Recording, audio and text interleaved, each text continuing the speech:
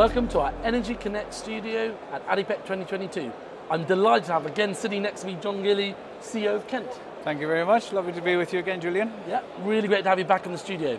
Now, we were here last year, but tell me how things have been going at Kent in the last year and some major achievements you've had. It's been a great year. I mean, last year was, we were just after completing the acquisition, 12 months on.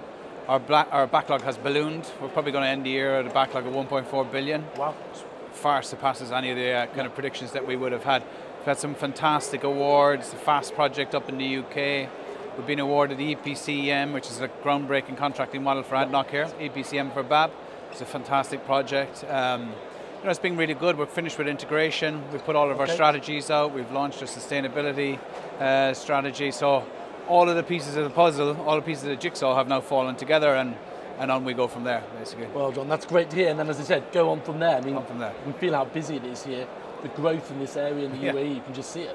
Yeah, for sure. I mean, it's one of the, we're just saying, it's just one of the busiest ADIPEC. Now, you mentioned there about sustainability message, the energy transition, you're hearing it more and more, but what's driving that in the Middle East, and then what are you offering around energy transition?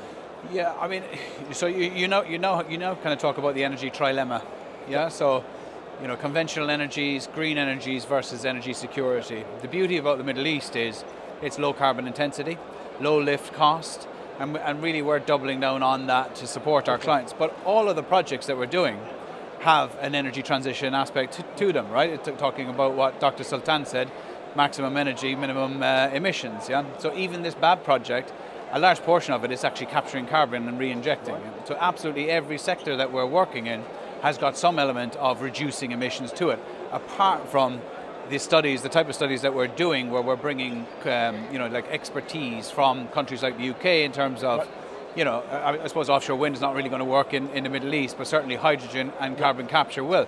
And we're right at the forefront with all of the clients across the GCC in bringing that expertise into them.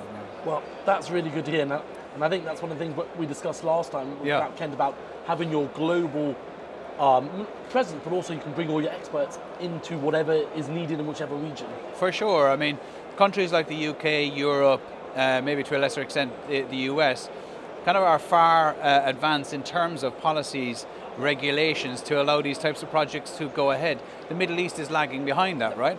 But the thing about the Middle East is that once they actually get on board, which they have, they can make things work very, very, very, very fast. So the lack of regulation will be solved, I would imagine, fairly quickly.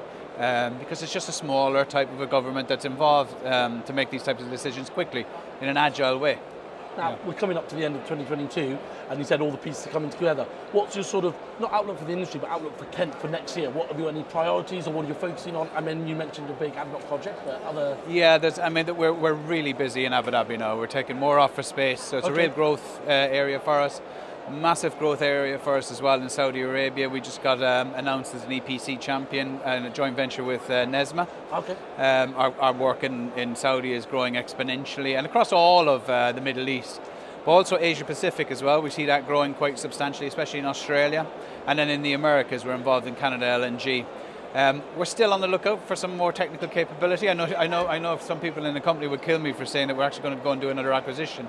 But we're always on the lookout for maybe regional technical differentiation that we can plug into our global platform, and our blue chip clients across the world take that technology and globalize it. And it's a real opportunity for everybody. Yeah, and I mean, technology is a driver of this energy transition, as you said. For sure. Look out. And also, I mean, decarbonisation of the industry itself. So, I mean, what are you doing within Kent around that as well, and the opportunities you see? Yeah, so as I said to you, decarbonisation goes across all the three sectors that we're looking at. Conventional energies, low carbon renewables, and process and chemicals. There's a decarbonisation aspect to all of it. But specifically on decarbonisation, we've developed our own in-house tool, which is called a carbon intensity reduction tool.